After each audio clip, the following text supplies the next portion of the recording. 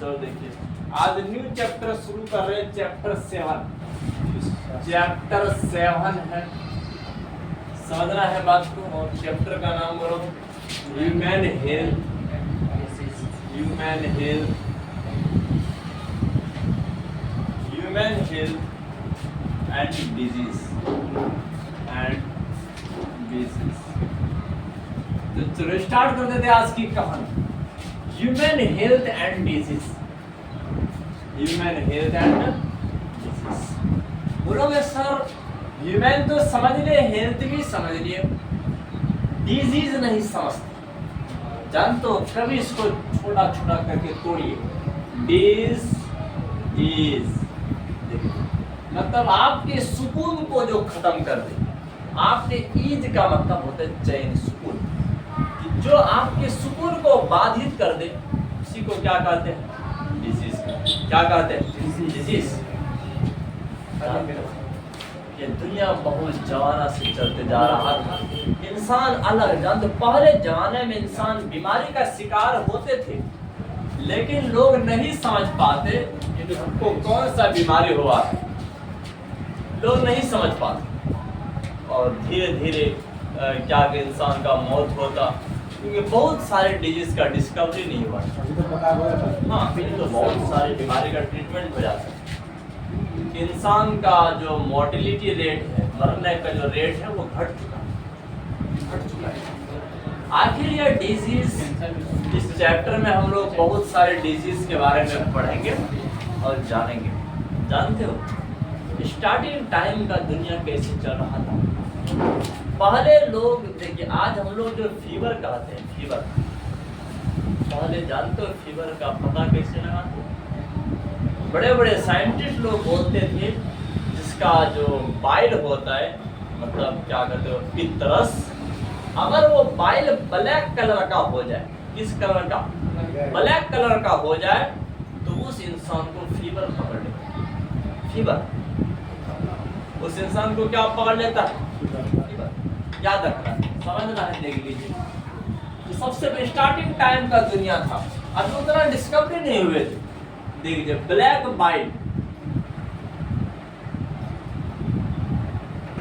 Cows fever, fever in human, इंसान में fever पकड़ लेता था।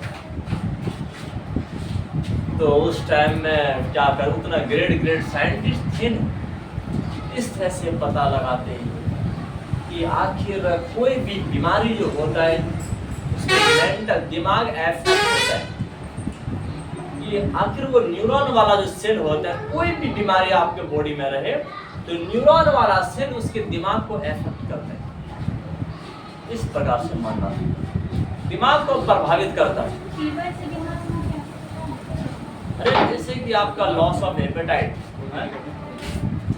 ठीक है, जैसे लॉस ऑफ एपेटाइट, भूख नहीं लगना, इस समय तो आपका दिमाग का भूख वाला एरिया इफेक्ट हो रहा है। इस तरह से न्यूरल सिस्टम के द्वारा क्या करते हैं, हमारे दिमाग को इफेक्ट होता है। और सबसे पहले विलियम हार्वे का नाम भी वो सुने होंगे। कि विलियम हार्वे का नाम, अरे यहाँ जानता हूँ, देखिए विलियम हार्वे का नाम सुने होंगे। विलियम हार्वे,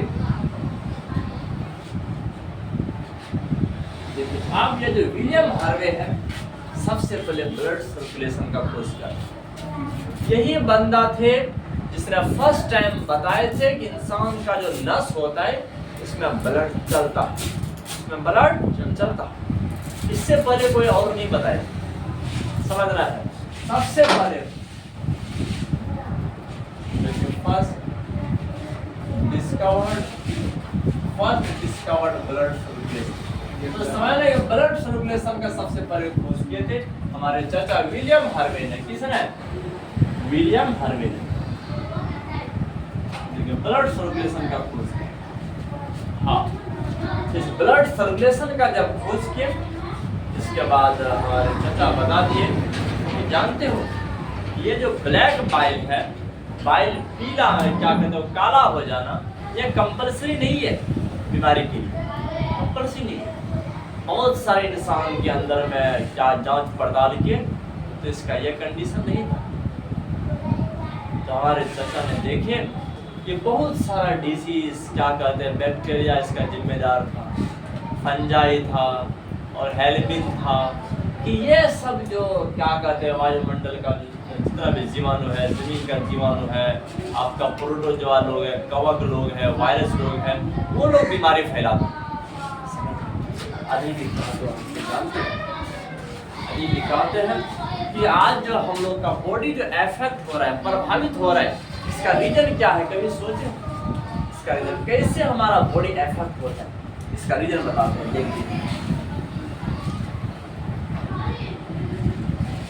हमारा बॉडी जो आज बीमारी का शिकार हो रहा है, इसका रीजन क्या है? इसके पीछे कौन वो बड़ा शैतान है? अभी बता रहे, देख लीजिए। बॉडी अफेक्टेड बाय, याद रखना है, बॉडी अफेक्टेड बाय। तो कैसे कैसे देखिए किसके किसके द्वारा बॉडी अफेक्ट होता है? सबसे पहला याद रखना हो, डिजीज होता है वो जेनेटिक डिसऑर्डर हो सकता है। क्या हो सकते हैं? जेनेटिक डिसऑर्डर, मतलब बीमारी जन्मजात हो सकती है। जैसे बच्चे का जन्म हो, वो अपने साथ में बीमारी लेकर के आए। बीमारी इस तरह भी हो सकता है, ऐसा नहीं कि यहाँ पर आने के बाद बीमारी पकड़े, ऐसा बात नहीं था। हम लोग बहुत सारे मेंटल वाला चैप्टर में पढ़ लिए थे, बहुत सारा बीमारी था जिसके पेरेंट्स से आते थे, हीमोफीलिया जैसी बीमारी। तो यहाँ समझना है, इसीलिए बीमारी क्या हो सकते हैं? जेनेटिक डिसऑर्डर भी हो सकते हैं। समझना, जेनेटिक डिसऑर्डर भी हो सकते हैं। देख लीजिए, देखिए ह्यूमन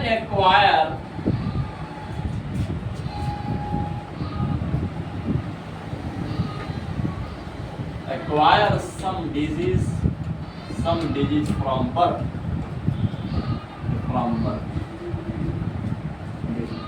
इंसान कुछ बीमारी को जन्म से ही प्राप्त करता है, ऐसा भी हो सकता है। और दूसरा जानते हो इन्फेक्शन, देखिए इन्फेक्शन के चलते मतलब कोई बैक्टीरिया भी जिम्मेदार हो सकता है, कि कोई फंजाई भी, कोई वायरस भी, ये लोग भी क्या कहते हैं बीमारी का जिम्मेदार हो सकते हैं। अरे जैसे हीमोफीलिया सब जो बीमारी है, कर्व ब्लाइंडनेस सब बीमारी है, ये सब तो जन्मजात ना बीमारी है, माँ बाप से फैलते हैं। अरे हम लोग बहुत सारे क्रॉस किए थे रे, हाँ वो जेनेटिक वाला चैप्टर में कि वहाँ पर बता दिए थे, अगर किसी का बाप हीमोफीलिक रहे, माँ भी कैरियर रहे, उसके बच्चे को पकड़ लेगा। इस तरह बता रहे थे बहुत सारे बीमारी जो जेनेटिक होते हैं, जेनेटिक समझना है। और दूसरा इन्फेक्शन, और इन्फेक्शन होता है समझना है ड्यू टू बैक्टीरिया के चलते भी हो सकता है बीमारी, बैक्टीरिया के चलते हो सकता है, फंजाई के चलते हो सकता है, वायरस के चलते हो सकता है, ईडीसी के चलते हो सकता है। यह सब भी हमारे बॉडी को प्रभावित कर सकते हैं। लेकिन और तीसरा बात बताते हैं, life style.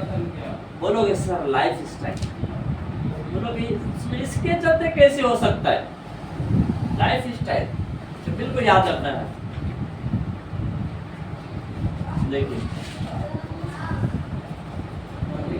due to public, due to use of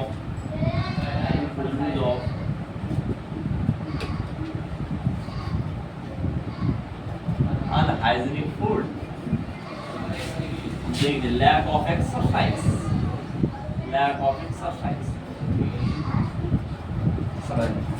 अगर तुम व्यायाम नहीं करते और साफ सुथरा फूड नहीं खाते, इसके चलते भी बीमारी हो सकती है। बहुत सारे बच्चे ऐसे होता है ब्रेकफास्ट तो घर में करता है लेकिन लंच मांगों में करता है, रात का टाइम का डिनर अरे गोलगप्पा के साथ करता है। ऐसा बात नहीं, इसके चलते भी तुम बीमार हो सकते हो, तो सावधान हो जाइए। बाहर में खाना सेव करते हो, बाहर में तुम देख रहे हो इवनिंग टाइम में हम क्या कर, एक दिन पहले आ रहे थे, पूरा गोलगप्पा की दुकान पर भीड़ लगा हो, भीड़ लगा हुआ। तुम सोच के देखिए, अगर वो बंदा गोलगप्पा को देता है, जैसे आपके हाथ में लगता है, उसका हाथ थोड़ा सा भी टच होता है कि नहीं आपके हाथ में, और फिर वो अपना हाथ किसी और के हाथ में भी टच करता है, किसी और के हाथ में भी, ऐसा नहीं कि हर इंसान एकदम फ्रीज में बैठा हुआ रहते थे, किसी के घर में कोई बीमारी नहीं था, ऐसा इंसान नहीं होते।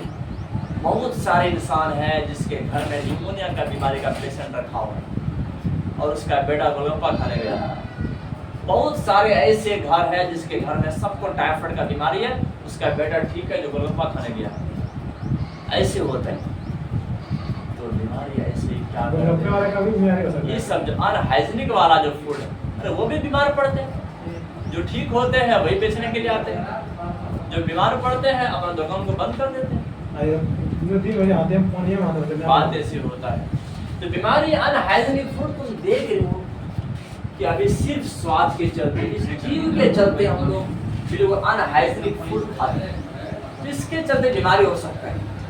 याद रखना, हम लोग जो आज कहते हैं सर हम हेल्दी है, लेकिन गलत बात है। तुम जिसको हेल्दी बोल रहे हो, देख लीजिए, तुम जिसको हेल्दी बोलते हो सर हम हेल्दी है, हम स्वस्थ है, अरे भाई साहब इसको हेल्दी नहीं कहते, इसको हेल्दी नहीं कहते। कि तुम सोचते हो sir lack of disease is called health, कि सर अगर हमारे पास कोई बीमारी नहीं रहे तो हमको ही तो हेल्दी बोलेंगे। अगर हम किसी काम को इफिशिएंट ढंग से, कार्यशील ढंग से कर सके तो हमको हेल्दी बोला जाएगा। देख लीजिए, इसको हेल्दी नहीं कहते। हमारे साइंस ने भी उसको कहा है तुम फिजिकली एक अच्छा इंसान हो। फिजिकली आपके अंदर में किसी भी चीज का कमी नहीं आना चाहिए, किसी चीज का कमी नहीं, और मेंटली भी तुम एक अच्छा इंसान हो। तो समय दिमाग से भी अच्छा, ऐसे नहीं कि किसी को गाली दे रहे हो, किसी को क्या कहते हैं गलत सलत बोल रहे हो, आप हेल्दी नहीं हो। और तीसरा बात है सोशली, सबके नजर में तुम बने हुए हो, अपने समाज की नजर, गाँव वाले की नजर। अगर तुम अच्छा बने हुए हो तो तुम हेल्दी हो। तो इस हेल्थ के लिए 3 कंडीशन बताया, फिजिकली ठीक रहना है, मेंटली ठीक रहना है, तीसरा सोशली समाज के नजर में ठीक ठाक रहना है, तब तुम एक हेल्दी इंसान हो। बिल्कुल याद रखना है, इट इज डिफाइंड एज, इसको डिफाइन किया जाता है बच्चों हमारे बायोलॉजी बुक में, तो जस्ट इसी तरह से डिफाइन किए हैं। It is defined as physically, देख लीजिए, physically, mentally and socially wellbeing, and socially, सामाजिक रूप से भी अच्छा इंसान बनो, सोशली वेलबींग। एक अच्छा इंसान हो तब तुमको क्या कहा जाएगा बच्चों, तब तुम लोग को हेल्दी कहा जाएगा। ये तो तुम हेल्दी नहीं हो, बीमार हो, बीमार। तो इससे पता चलता है कि हम सब बीमार, हम सब बीमार हो। हम लोग देख लीजिए, तो फिजिकली भी ठीक नहीं है, मेंटली क्या लिखा गया आपसे, देखिए मेंटली भी ठीक नहीं है। हम लोग का दिमाग उतना ज्यादा एक्सपर्ट काम नहीं करता है, दिमाग तुम गुस्सा में आ जाते हैं, हमको हेल्दी नहीं। सोशली, समाज के नजर में भी एकदम गिरा हुआ रहा, हेल्दी नहीं है बिल्कुल। चलो अगला स्लाइड में बताते हैं।